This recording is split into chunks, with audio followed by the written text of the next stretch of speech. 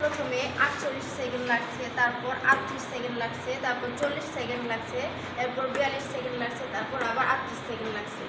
আমরা এখন এটার সাইকেল টাইম বের করব। সেজন্য আমরা 5টি সাইকেল একসাথে যোগ করব। একসাথে যোগ করার পর 206 সেকেন্ড বের হয়েছে।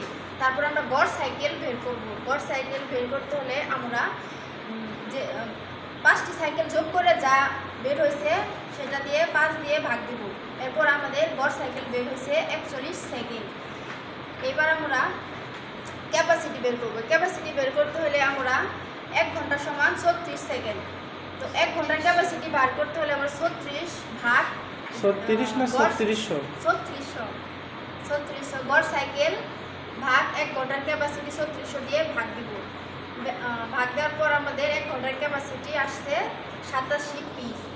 এরপর আমরা